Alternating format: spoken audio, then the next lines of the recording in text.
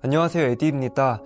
오늘은 지난 영상에 이어서 우리가 직장인들이 퇴사를 하기 전에 시도해 볼 수 있는 부업에 대해서 말씀을 드려볼 거고요. 조금 더 구체적으로는 글쓰기로 시도할 수 있는 부업에 대해서 한번 말씀을 드려볼게요. 그렇다면 직장인인 우리가 왜 부업을 시도해야 되느냐? 여기에는 세 가지 이유가 있습니다. 우선 첫 번째로는 좋아하는 일을 찾을 수 있고요. 두 번째로는 우리가 가지고 있는 재능을 상품화했을 때 어떤 고객이 나를 좋아하는지, 즉 고객의 수요를 먼저 체크를 해볼 수 있다라는 점이고요. 마지막으로는 우리가 궁극적으로 사업을 하고 싶잖아요. 그 사업을 할 때 어떤 사업군이 조금 더 적합한지 여러 가지 실험을 통해서 확인을 해볼 수 있다라는 것입니다. 그렇다면 왜 글쓰기여야 되느냐라고 반문하시는 분들도 많을 거예요. 우선은 여기에도 여러 가지 이유가 있겠죠. 우선 돈이 들지 않죠, 글쓰기는. 그리고 유튜브 영상 촬영이나 편집처럼 장비가 별도로 필요하지도 않습니다. 또 마지막으로 우리가 얼굴이나 목소리를 노출하지 않고도 글쓰기 그 자체만으로 나를 브랜딩할 수 있는 굉장히 효과적인 수단이 될 수도 있다라는 것이죠. 그렇다면 조금 더 구체적인 얘기를 드려봐야 될 텐데요.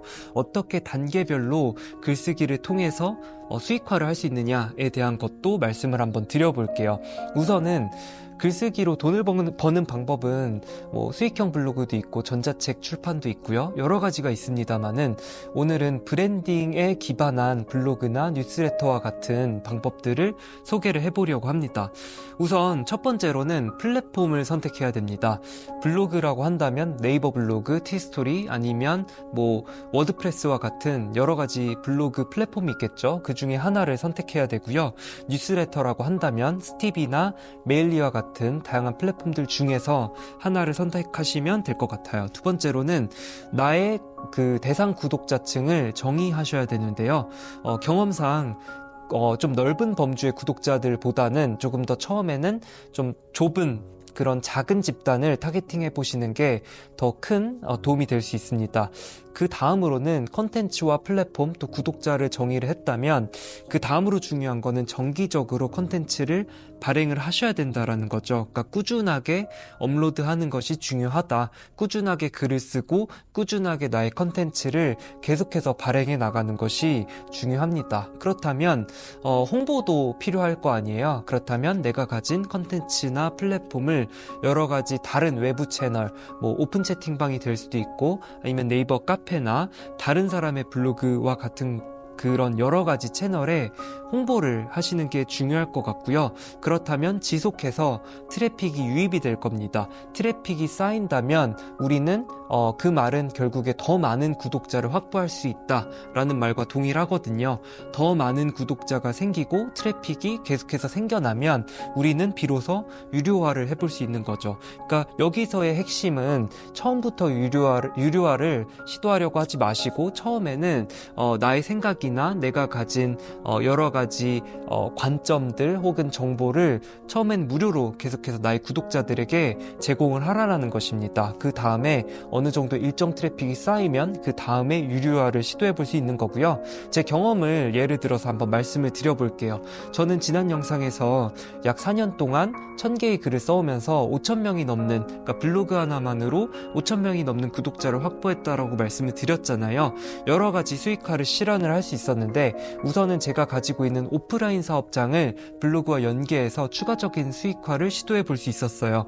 예를 들면 제가 운영하는 파티룸에 제 구독자들을 초청해서 정기적인 오프라인 모임을 진행해 볼 수 있었고요. 또 다음으로는 제가 무인 매장을 운영하고 있잖아요. 무인 매장을 운영하면서 얻은 노하우나 인사이트 같은 것들을 강의 형태로 만들어서 구독자분들을 대상으로 유료 강의 세션을 열기도 했었고 저와 같이 변화를 또 꿈꾸는 분들과의 투자 관련 모임이라든지 글쓰기 기반 강의와 같은 것들을 열었어요. 회사를 다니면서도 주에 한 번 정도 주말에 시간을 내서 진행을 했을 때 월 100에서 200만 원 정도의 추가 소득을 확보했기 때문에 회사를 다니면서 충분히 제가 다른 것들을 퇴사를 결국에 시도할 수 있는 아주 큰 기반이 되었다라고 생각을 합니다. 또한 요즘에는 네이버 프리미엄 컨텐츠와 같은 완전한 유료화 플랫폼도 많이 생겨나고 있거든요. 네이버 프리미엄 콘텐츠를 예시로 들더라도 우리가 구독료로 한 달에 5,000원을 받고 또 그 5,000원 받는 구독자를 100명 정도 확보한다면 50만 원이라는 월 추가 소득을 확보할 수 있겠죠. 이와 같은 소득은 우리가 오피스텔이나 상업용 건물을 매수했을 때 생각보다 좀 얻기가 어려운 소득이거든요. 그만큼 굉장히 의미 있는 소득이다라고 볼 수 있겠습니다. 네, 그러면 블로그나 뉴스레터와 같은 온라인 공간에 담을 수 있는 나의 컨텐츠는 어떻게 찾을 수 있을까? 또 많은 분들이 궁금해 하시죠. 왜냐면 나는 너무나 평범한 것 같은데 내 컨텐츠를 누가 봐줄 수 있을까? 또 궁금해 할까? 라는 것들을 많이 이제 질문을 하시는데요. 오늘은 두 가지로 한번 말씀을 드려보겠습니다. 우선 첫 번째로는 우리가 회사를 다닌다 라고 했을 때 회사에서 주로 맡는 업무와 연계해서 생각을 해보는 것입니다. 제가 회사를 다닐 때 신입 시절에 이제 출근하면은 항상 마케팅 그 동향이나 아니면 경쟁사의 그런 리서치 자료 같은 것들을 정리해서 팀장님께 보고 드리는 업무를 진행을 했었어요. 그때 매일 오전에 출근을 해서 이와 같은 뉴스를 클리핑하고 또 업무를 전달 드릴 때에는 이렇게 단순하고 반복적인 업무를 언제까지 해야 되나라는 생각밖에 없었거든요. 근데 지나고 나서 제가 생각을 해보면 그때 당시에 이러한 업무를 좀 진행을 하면서 나의 생각을 얹어서 이와 같은 것들을 매일 제 블로그나 아니면 뉴스레터와 같은 플랫폼에다가 계속 컨텐츠를 발행을 했더라면 또 기억에 남는 또 지금까지도 굉장히 유명한 또 플랫폼이 될 수 있겠다 라는 생각도 해봤거든요. 그러니까 이처럼 아무도 처음에는 관심을 가지지 않겠지만 내가 뾰족한 분야를 선점하고 거기에서 계속해서 꾸준히 컨텐츠를 발행하는 노력을 하신다면 언젠가는 빛을 발할 수 있는 날이 올 거라고 생각을 하고요. 두 번째로는 사람들이 내게 주로 도움을 요청하는 그 분야를 살펴보는 것입니다. 취업이나 이직을 희망하는 후배나 동료가 있다면 그들이 또 상담을 요청한다면 커리어를 주제로 한 뉴스레터나 또 블로그를 운영해 보실 수도 있겠죠. 이처럼 우리가 부업이라는 거는 완전히 다른 거를 시도하는 것이 아니라 내가 현재 잘 할 수 있고 또 잘 해왔던 것들을 추가적으로 시장에서 내 재능을 상품화할 수 있는지를 계속해서 테스트해보는 과정이기 때문에 이와 같은 시도를 좀 해보시면 어떨까 싶고요. 결국에 나의 컨텐츠를 잘 발견하고 또 플랫폼을 찾고 또 독자층을 잘 찾아서 운영을 지속한다면 미래의 나의 직장을 대체할 수 있는 아주 강력한 무형 자산이 될 수 있다고 생각합니다.